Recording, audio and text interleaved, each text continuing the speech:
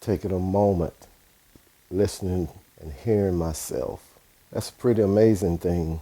Often wondered, not that often. In the past, I've thought about it, and I've asked people this question. What are you thinking about? What are you thinking about right now? And in most cases, it was younger people. At the time, I was younger myself. But my mind was always sort of advanced in just trying to understand a lot of things. What amazed me was people sometimes would say nothing. And that was pretty amazing to me because my mind is always churning. I'm always thinking about something. So to be speaking with somebody that I'm thinking about nothing, I'm just trying to imagine, how does it feel? How do you do it? Am I cursed? Am I blessed? Mine don't stop. Let's talk about the big topic. Most younger people, trying to come up, whatever. They want to know about money. Everybody want to know about money. Everybody want to know how to make money. Everybody want to instantly find this niche for money. But you got to be careful about that. And let me explain why I say you got to be careful about that. In most cases, in a school educational setting, you get the lesson. You get the lesson first. You get lesson after lesson after lesson. Then you get the test. The thing about reality and what's called your life is sort of the flip side of that. And it's not sort of, it's going to be. And that's because in life, a lot of time we get the test first. And then we have to figure out the lesson later. And sometimes being in that position cause missed opportunity. As in, I didn't know what I had. It was right there in front of me. I didn't know what I had. And sometimes all you get is one shot. One shot and you out. So what I believe is, let's get the lessons first, even for life. Me growing up, I loved to visit when I was a kid. I loved to visit older people. And when I'm talking older people, they like maybe 30, 40 years older than me. And right now, most of my friends are 10, 15 years. People I call my friends older than I am. I would sit down, show myself, exhibit my mindset, show my respect to them, where then see I am worthy of them taking the time to share their knowledge with me. Now we're still on the money trail. Don't get lost. Because the money is just that object, that thing in which you'd like to acquire. But let me tell you, from the beginning to the present, you will evolve into a person much greater than the object that you're pursuing. But then,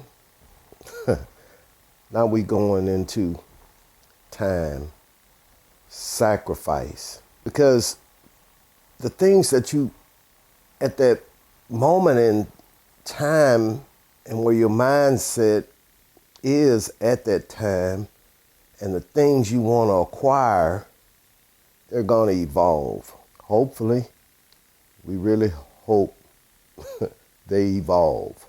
Because you start off with a whole lot of this and that and stuff, and through sacrifice, experience, talking to people, being able to spend time with people that you can get knowledge from. A big old list of all these things is going to start shrinking, narrowing down, hopefully, to what's really real. Then we get into this thing of, I see this sometime where everybody want everything in a nutshell. You know, give me your key to success. You know, how did you make your money? You know, all these things are uniquely to you, your talent, how you have been utilizing your time. So you're looking for this quick pill to success, the look at me stuff. It's, like I say, things evolve and it get bigger than that. And that's the me part that it get bigger than, if you truly on that journey. So let me tell you about, as a kid, I don't know, I always, in the era I came through, I always seen men working, doing things. And I wanted to work too. I recently talked to my 4th grade teacher. And my wife and I was over there visiting. I hadn't seen her in a while, visiting her and her husband. And I heard her tell her, he was such a little man. To a certain extent, for qualities that are important, I was. Because my mom began to work. My dad, at the time, he was doing cement finishing, so he was away from the house. And I lived, to describe it to you, I had to cross the street, walk that block to the parallel street, cross that one street, then I could walk that block all the way to elementary school, okay? So my mom told me, and you just go to bed, go to sleep. So I would get off from school, walk down this block, same side as the school, cross this one street, walk down this short block parallel to the street with the school, cross that street, then I was home. 2 houses, 3 houses down, I was at my house. And at the time, your parents could hide the key under the flower pot, under the mat, different things like that, tell you where it is. And I get the key, go on in, and I did what she told me to do. I laid down on the sofa and I went to sleep till she got home shortly after that. When I was basically, even throughout elementary school, I was one that could always follow directions, especially when an adult told me something and they told me to do it, it was going to get done. And that's a quality that sticks with me even till today. If it's something I have to do, I'm going to get it done. So I guess to say that's part of like my character. I was responsible, and very early in life, I began to groom myself so that I could be sort of like invisible in a room. It sounds interesting, don't it? Well, during the time I grew up, when older people met, like especially the parents, the kids, you go outside, you get out of the way, right? So sometimes it was like that with older people, like, you know, that was in the neighborhood, your neighbors, older. You know, they ain't letting no little kids hang around them, you know, run you off, go on out somewhere. But me, I learned how to conduct myself in a certain way where I was allowed to be in older neighbors, older people company. And that thing is, I shut my mouth up and I listen. I watched them interact with each other, their peers, their equals, things like that. And I kept my mouth shut. I stayed off to the side, or I sit there over there on the sofa, or I sit there kind of in a position where I could watch and hear them interact. And I was a young boy doing this. So as I got older, my skills got better, because then I wanted to be a big boy. You know, I started watching older people in their nice cars, clothes, girlfriends, pretty ladies, stuff. And, you know, I like that too. So I had to kind of figure out mindset on how that go, you know. And I have an older sister, and she always didn't mind taking me places with her when I was young.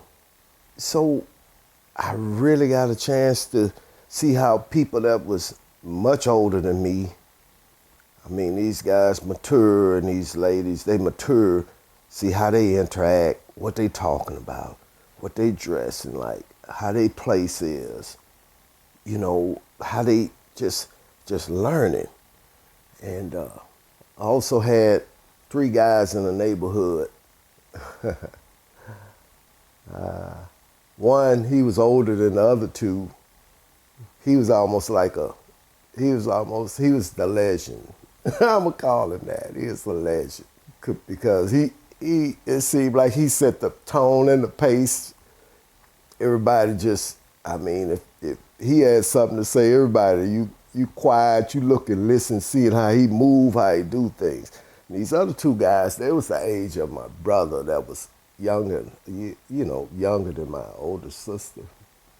Well, these was his friends, his classmates and everything. So all these people I'm talking about, they always allowed me to be in their company. I mean, we talking to the point of, I had one friend. Well, I remember one time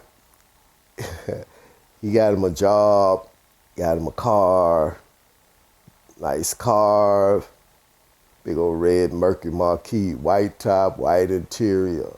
I was there when he got the job, you know, why he had the job, you know, little place I could get away and go to, get away. Not far, get away.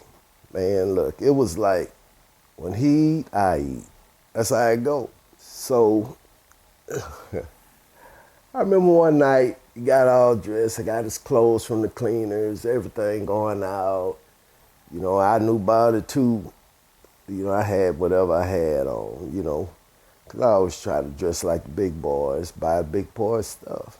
And he went to go pick up this girl. And here I am, we riding. The girl in the middle, I'm on the other side. Just like, because neither one of them had little brothers, you see? All 3 of them. So I'm like their little brother. My other friend, he picked me up, he got this girlfriend. She got a nice apartment. He over there with her. So she at work. Well, I think it's like one Saturday it had to be. And he called me. He come pick me up. And me and him sit around. Nice apartments. You know, all of them, they like to have nice places. We sit there and we eat steak and drink cognac. Man. Oh, wow. Now, I'm not really getting off track, but I'm just hang with me here. So then I had my godmother. I'm in my 20s, she in her 90s, right? 80s, late 80s, 90s. She was one of these socialite type people, you know, and she was a great cook. She catered to different events. 2 things come into mind. Well, she catered to the inauguration of Thurgood Marshall. Then she told me, she said, she used to cater to Jackie Gleason's parties. And she said he called me and he wanted to know if I would do a party for him. She told him no, she didn't, she up there in age, she can't do it anymore, and she said he sent her some money anyway. Had a nice home, nice things. I mean, and it'll be her and I and her two chihuahuas. I go visit. That's another getaway place I had. I might stay there 2-3 hours. That was my godmother. When I was a little boy, she did all kind of things for me nice. I never forget. That's one thing, too. I appreciate everything anybody ever do for me. That's very important because the world don't owe anybody anything, especially you. The world don't owe you nothing. So when somebody do anything for you, smallest thing, you should appreciate it and learn from it. But I could go on and on. The point that I'm trying to make is you need to find out who you are, who you want to be, and what you need to do to get there.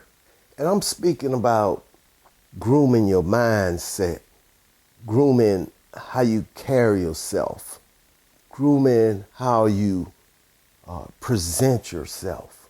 Because these things are so important because they are your interest. When you get it right, these are the things that are your key to getting in places where you begin to see how to make money, talk to people that's doing things, allowed to be in their company, because a person is limited by his own mind. And what I'm saying is, in order to grow beyond yourself, so when you learn these skills, hone these skills, it shortcuts you a lot of time to be about your purpose, whatever that is. And it's a lot to the phrase, quote, that a good follower makes a good leader. And that's true. But at the same time, you gotta be careful who you follow. Because what you calling a good leader, your mind is open, you could be led down the wrong path. But when you're a good follower, that's a follower of people that has different things that you see about them, their character, their morals, their mindset that you like, that you want to incorporate into yourself. Sometimes you got to serve in order to be in their company so you can learn. And that takes some sacrifice and that takes some time.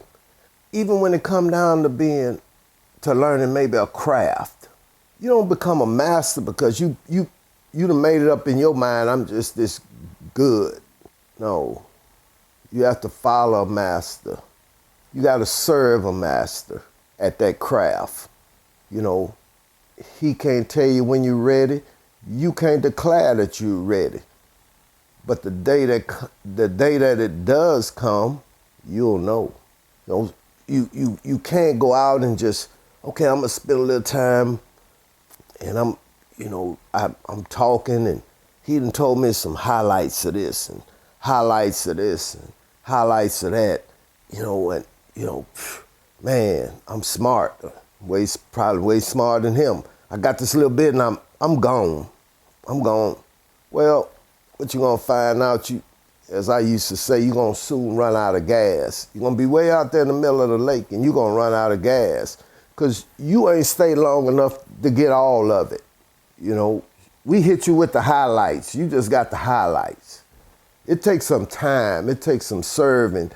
And serving that makes opportunity for you to be around people that you admire for some reason or some craft or something.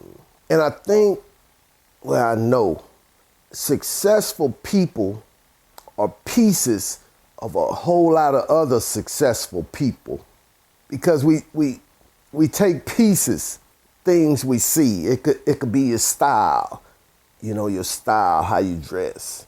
It could be how you treat people. It could be, other things, like, I like how you socialize. Walk into a room and, everybody pause. The females, they get a little fidgety. Everything, everything just start moving when he walk in the room. I like that. You might watch him, see how he move. He got a great smile. He talk. He greet people. Kindly shake their hand. And it goes on and on. And right now, I'm just giving you pieces. Really, I'm just giving you pieces because this whole thing about making money, whatever. That's just a journey, and in that journey, you can't concentrate just on the objective, and then you not following certain rules that the universe, God has put out there to how you interact with people. You can't ignore them. So it's almost like I tell people about being a man. To be a man, a real man, you got other people depending on you. You got people, you see what I'm saying? You got things to do. You got a lot going on where others are involved. It's like this, ever seen this little balancing deal where you put weights on one side and you put something on the other side, and once you get it balanced, you know the weight of this other thing, because you got a fixed weight, you know what that is, right? So being a man is about having maybe about 6, 7 of those same arms, and you try to balance them all of them. You have to balance them, else something gonna get out of whack. You can't nothing go without being, cared for on this one end without everything going on out of balance on the other end. So, and we talking about children, wife, job, family, business, God, universe, the real important things, especially family, children, God, universe, and other things. They the constants. They have to be there. Job, business, but you got to balance them all. You can't go too far with this and forget about that. You got to prepare yourself. And what I'm talking about right at this moment, I'm talking about just you grooming yourself for what's coming to you next, to be prepared for the next part of this journey. Everything you do as you go along is prepares you for the next step, prepares you for the next step, prepare you for the next step. With those things I just spoke about, you have enough to concentrate on without concentrating on the money. Because if you do all these other things to the best of your ability and get these things in place with your morals, your character, things like that, ethics, the money gonna follow. I always say that. That's always worked out for me. I don't worry about the money. I do the work. I be proficient at what I need to be doing. The rest of it, it's gonna come. It's gonna come. This money thing, when things are not balanced, it could surprise you. It could surprise you on what pleasure and joy you thought you was gonna get out of it, and the things and the lifestyle that you thought you was gonna have with it. Here I go again. If you're not in the right mindset, if you're not groomed in all the necessary areas, that'd be the missed opportunities. You look back, you talk about what you had the chance, this, that, and the other, but it's gone when you don't do it right. So we going back still, what I'm talking about, slow your roll, enjoy the journey. Every situation, position you put in, is something in there for you to learn. And most of all, if you're getting the lessons first, when the tests come, what I call showtime, you knock it out the park. You know what to do with it. You know how to use your resources. You're smart about things. You're respectful of people. You helping people. Like I said earlier, life is not worth living if you're not helping somebody. Sometimes that's what it all boils down to, because the status symbols and this, that, and the other, you could acquire all that stuff there. But I tell you what, it can't talk back to you. You don't have nobody to share it with. You don't have nothing. You're just gathering things and not giving nothing back. Because let me tell you, throughout my whole life, I've had somebody help me when I needed help. Not that they owed me anything. In most cases, it was somebody that helped them. So they was, I'm going to speak about myself. So people help me, so I get it. So when I see somebody else trying and they at a turning point and they just need to be uplifted a little bit to keep on going down their journey, I feel obligated to help them because somebody has helped me. And, it's a good thing. Here we go again. You're starting to transform yourself into this other person that you didn't start off being. The other one was all about me, because I don't have, I got to grab, get. But in that journey, hopefully it ain't what you get, it's who you become in the course of your journey. You see, I have so many stories that I could tell. I'm gonna tell you one in particular. So I was working on a government project once, and the project was canceled after several years. It's research and development type project. It was one of the biggest ones in the world that we was gonna pull off. Anyway, so they gave us severance. They gave us certain things, to keep us going until we get another job. But, I hit the ground running. I heard about this, they was having this job fair. Now, I'm in Louisiana. This job fair was in Dallas. So I'm going to Dallas and just see what I could do.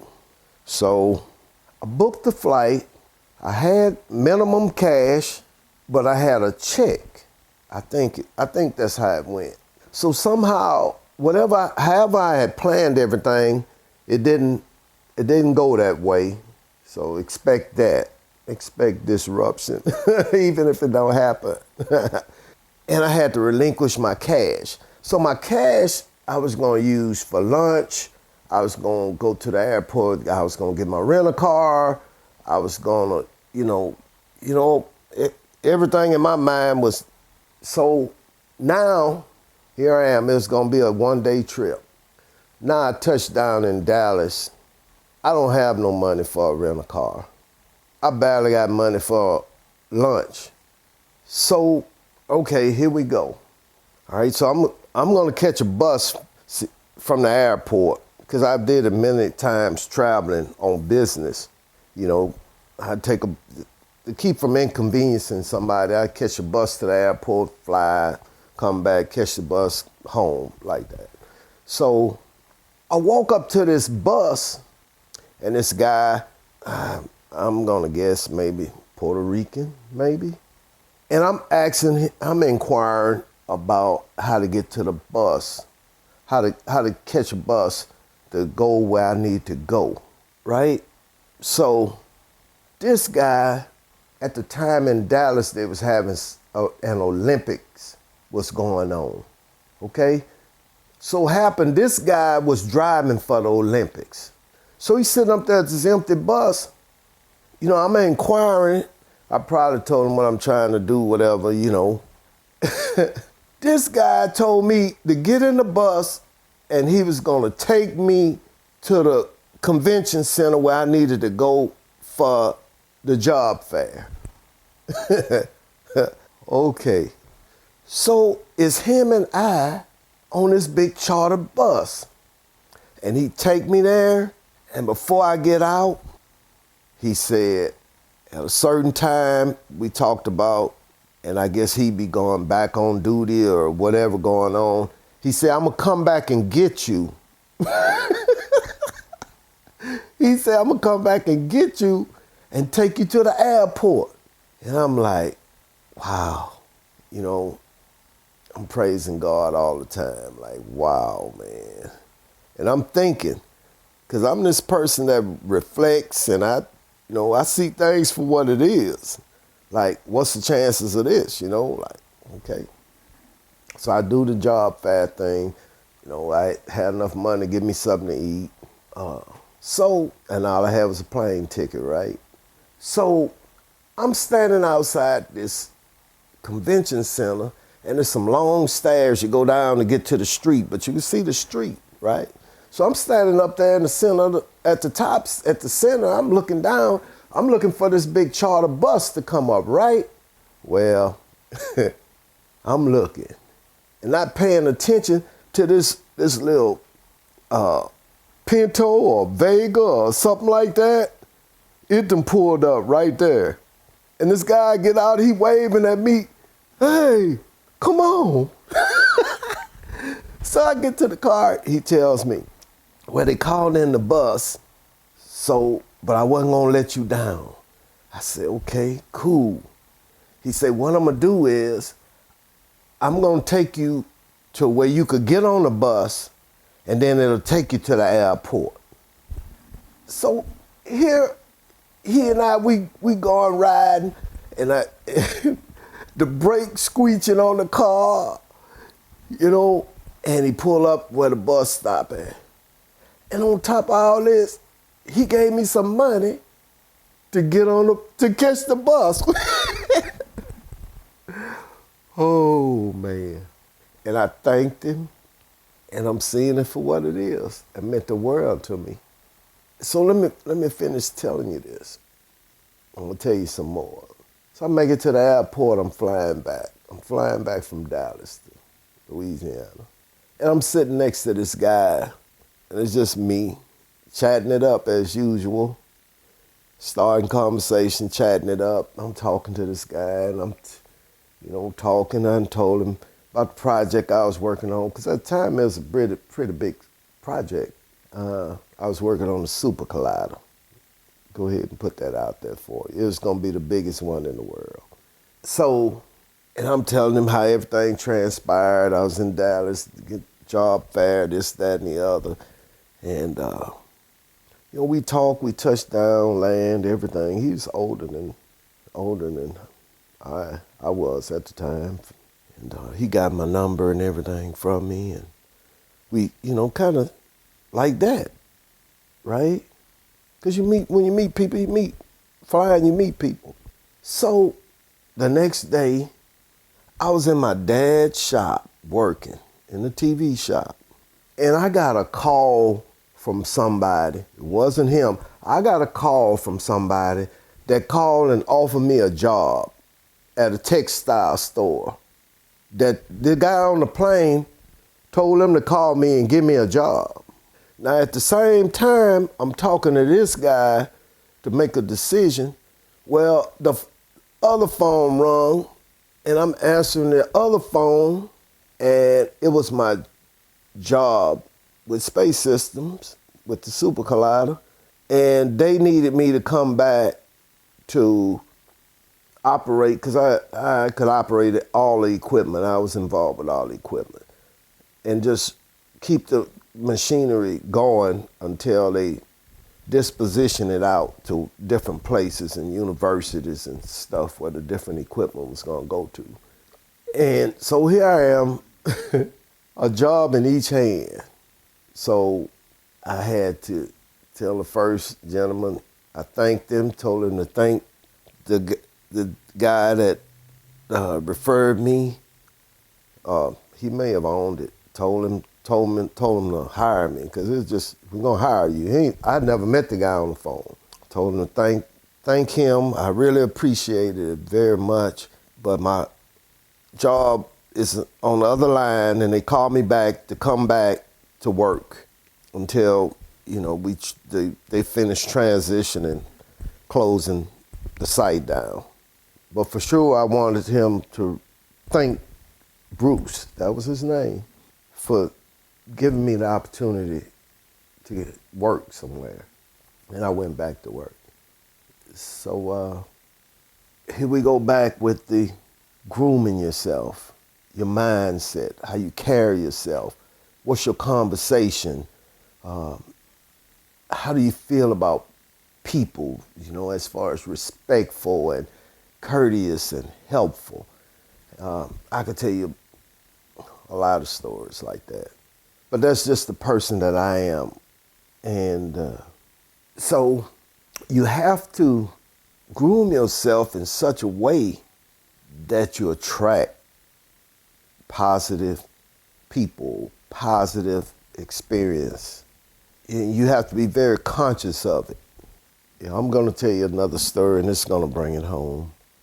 Because it's a lot of, you know, I'm hitting some highlights. Here we go with the highlights. But it's a lot of things in the background that goes on before you get to the highlights. It's a lot of places that you're alone. It's a lot of places you economically challenged on the for real side. You ain't got nothing. But you keep your composure and be a good person and do the right thing and have good intentions. You maintain that through all of that, because I look at all of that as a test. That's a test that often happens. But if you have the lessons before you get to the test, you're okay. You'll be okay. Good intent. Well, anyway, I was at my TV repair shop. Older gentleman, he pulled up. He was probably in his early 80s. And, you know, he was himself. And I don't know, he kind of started getting on my nerves a little bit. He's not an arrogant person. He's a very confident man.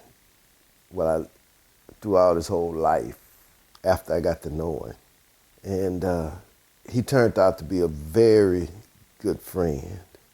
And I don't know if you all ever had this experience.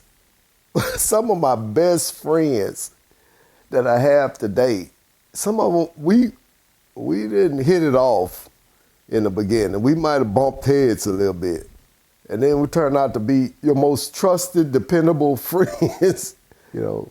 So anyway, he's kind of getting on my nerves, you know. I was about to just, you know, just be done with it. So anyway, we all wind up talking, because I'm open.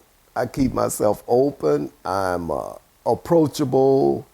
You know, the comment I just made is just going on in my mind, especially because I had a business and I got a job. So when I hit the business, I got so much time before that I got to do what I have to do to get to my job. That's my constant money I talk about, to get to my job. So sometime on some days, I got so much to do and somebody walk up on me.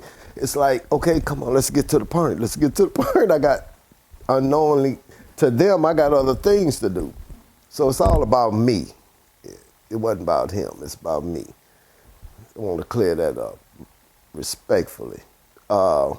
So we wind up talking.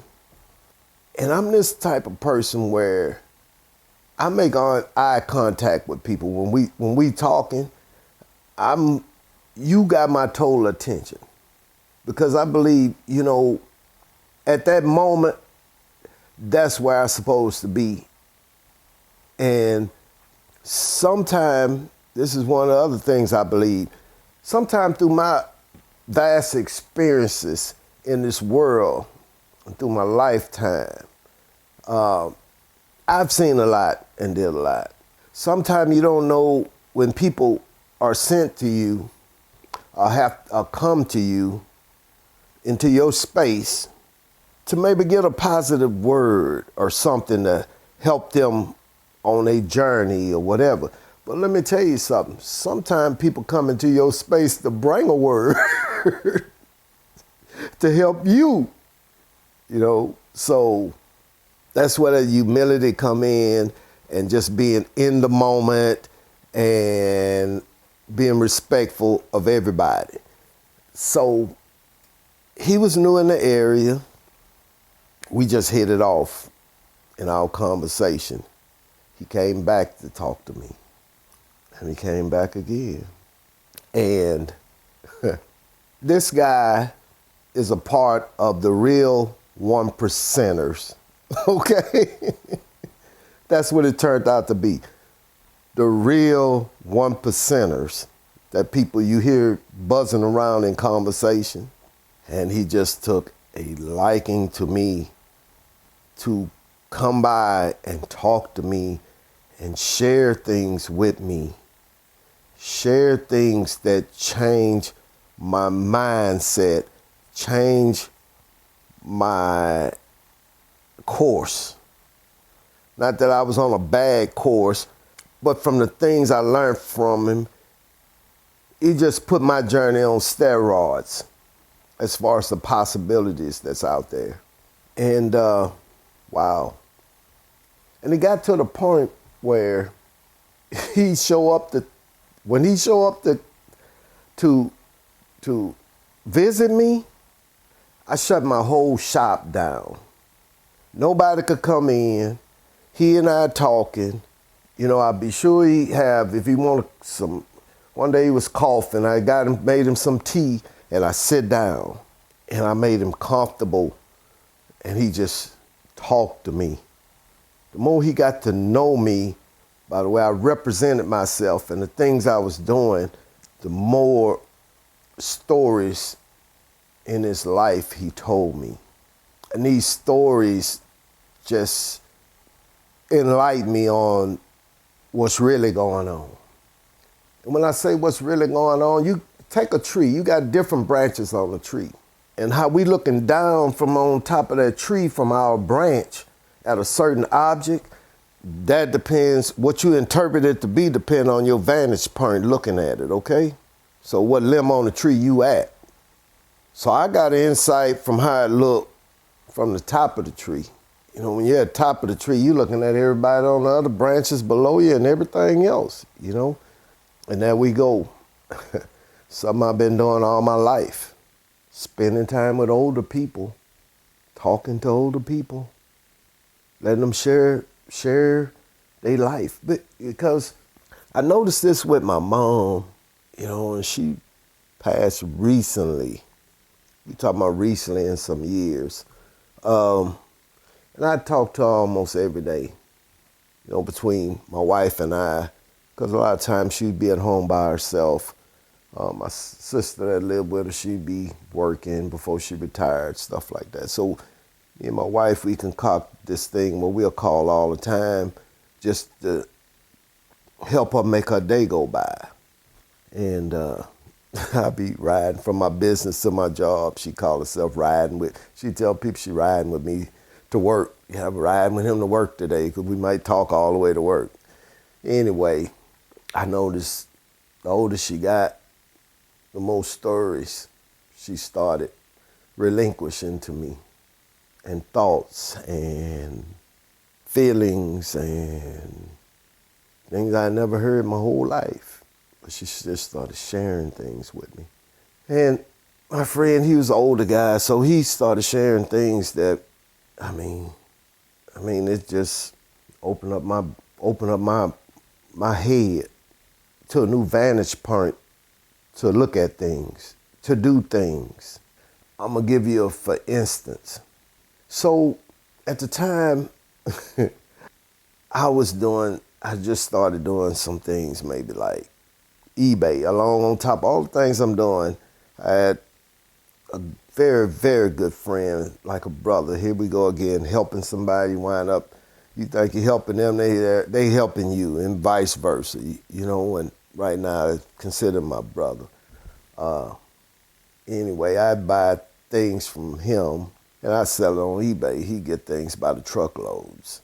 Like his truck, go buy pallets, trucks, whatever he's doing. At the time, I'm his customer. I buy, cherry pick stuff, buy it, sell it on eBay. Anyway, thought I was doing pretty good because I had made some good runs. But anyway, my friend, my 1% friend, we sit there talking. He telling me about his grandson do several $100,000 a year on eBay. So I'm like, whoa, this like, you just blow my stuff out. But that was kind of like the catalyst for to keep talking, because he kept coming and we kept talking. So then he tell me stories, what kind of make all that come together in a way. He was opening my mind up. He was, I'm just listening. It was like a kid listening to Santa Claus read toward the night before Christmas to him, and they gather around at his feet. That's me. He come, I'm sitting there listening. And one day he came by, and he thought a lot of me because I knew a lot about his family. One day he brought his granddaughter that was in town to visit him at this particular property that they just bought and lived in that town. Properties everywhere. And that was pretty flattering that meant enough for him to bring her so that we could meet. That was very flattering. And one day he brought his wife by, and she came with him, and we sat and we talked a little while. That long as he and I talked, But they was about to leave. They was standing outside the shop. So she hadn't gotten in the car. He's standing there. She by the car. And I'm telling him, like, because I'm talking with my hand, which that's probably what's wrong. Maybe. But it wasn't taken the wrong way. I could have did it another way. It's just, I said, you kind of laughed at me. I didn't do it aggressively, but with my hand, some things, you got to be careful with all that. You got to know all these different things. Here we go back to the grooming. You got to know how to enter a room with a group. You have to know how to set. I'm gonna give you an example. I'm a universal person, okay? People to me. I don't care where they come from. They nice people. I'm nice people. It's gonna be all right. It's just nice people. And you got to be careful, just like with culture. Like some places, you don't, when you speaking to people, you don't cross your feet where, your legs where they could see the bottom of your sole of that shoe. That's not a good thing in a culture. You got to watch, and you got to be aware of different little hand gestures and just different things. You got to, and I'm not going to tell y'all everything. You got to know, you're going to have to earn it and learn it, okay? I'm not going to tell you everything. But you got to know how you enter a room, because that means something in certain cultures. And one thing, you need to be a universal person because it's a universal economy. Everything affects everything else. And just put that out there. Now I'm going to get back to the story. Anyway, so we talking because I reflect.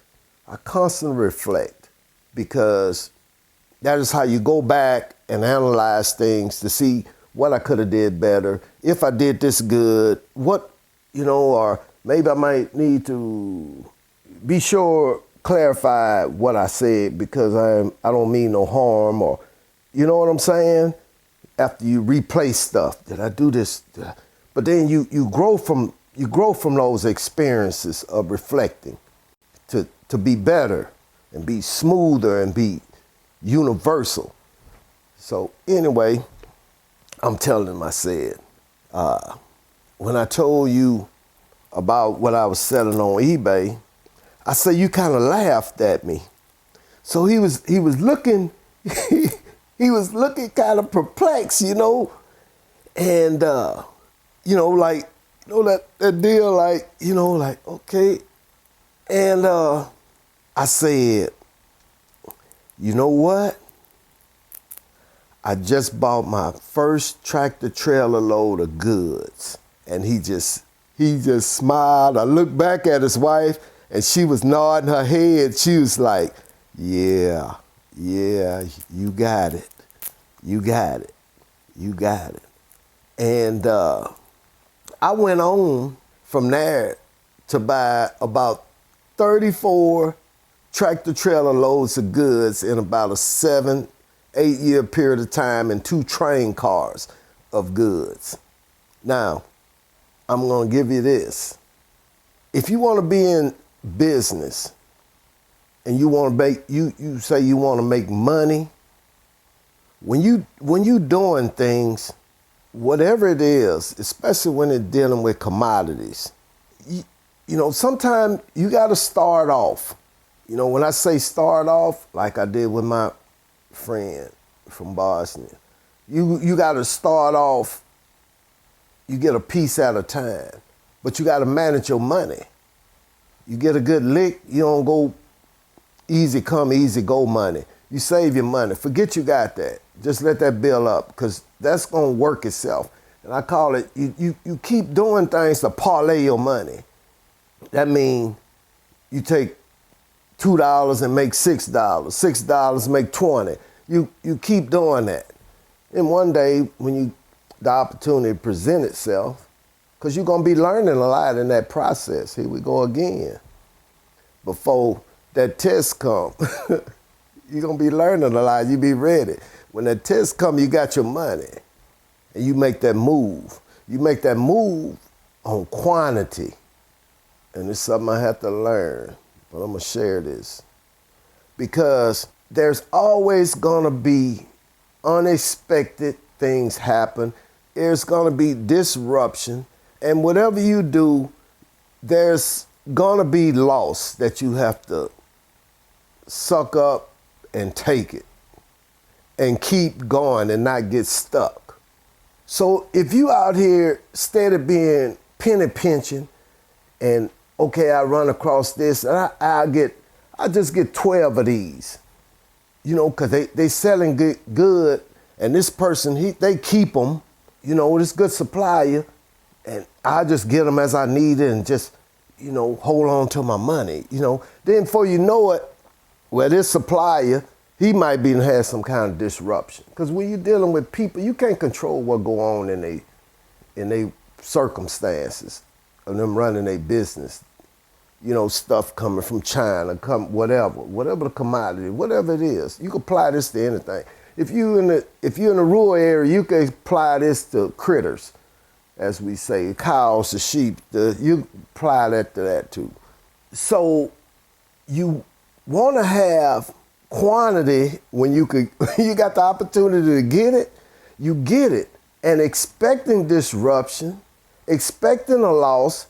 Hopefully it never happened, but expecting it so that if you take some kind of loss, you still have enough product left to break even, if necessary, or reach your goal. You see what I'm saying? But you could have too less of a product and the opportunity to get that product where, you know, your loss might be your whole 12 you just bought. You know, now you ain't got nothing. You ain't got nothing to come back with, you see? So that's the deal with quantity. So then now, if you're on the highway on a regular basis, and you see all these tractor trailers, they are moving goods. They are moving goods. They move in quantity. You know why? It's cheaper to buy quantity than to buy 12. You get a breakdown in price if you buy 200 instead of 12.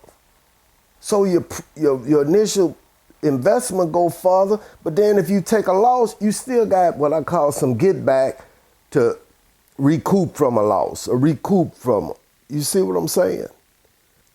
Rest of it, you just got to work for it. You got to figure out what you do. Mine, I'm electronics. You know, mine, I'm TVs, I'm dealing with anything electronics. I stay in what I call staying in my lane. I stay in my lane of electronics. I'm going to tell you something about the one percenters. What goes behind that name? Well, they control all of your consumables. Consumables. Okay. An example. Toilet paper. You need toilet paper. Okay? You got to have it. You know, well, somebody control all the toilet paper. All right? Ain't no niche to get in. Ain't nothing. They control the toilet paper. Been controlling the toilet paper. Gonna be controlling the toilet paper. In other words, they lock down your consumers, your consumables. Toothpaste, they got that locked down. Dishwashing liquid, they got that locked down. Soap, they got that locked down. You see what I'm saying? Candy, they got that locked down.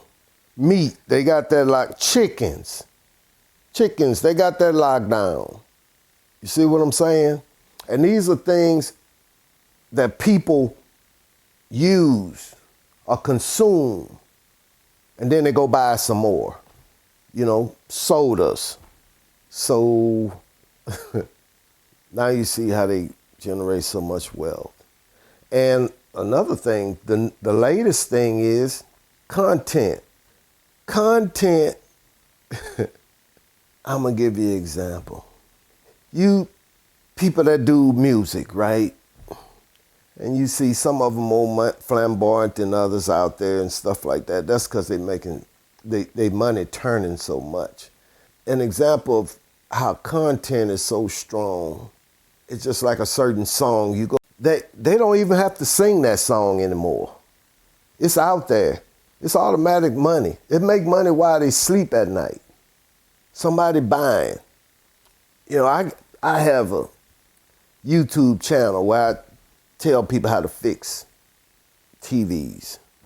And it basically really during the time of the pandemic, where people were stuck at home, resources was kind of up and down. So I produced something to help people. I gave them some techniques on how to repair their own TV without any electronic equipment, test equipment. And you know what? Even to the day, people are looking at that video to fix their own TV 24 hours a day. 24 hours a day. That's to help people. And then helping people, I try to help myself, you know. Hopefully if they need a part, you know, they buy the part from me. You know, for helping them. And then they buy the accurate part. They just have to buy it one time because I done showed them how to get down to the faulty part, which is just going to save them money, and they hopefully buy the part from me for showing them how to. You know, but that's a content that I put out there.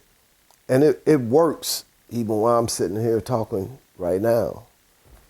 You know, so that goes on to movies, old movies, new movies.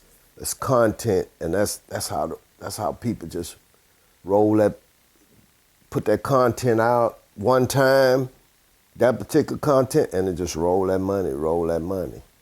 But you know, you got to find your niche. You got to find your niche. You got to be groomed. You could be walking around with your eyes wide open and can't see nothing when you're trying to figure out what I'm going to do, how I'm going to do it. You know, mindset. You got to get that mindset right. You got to groom yourself.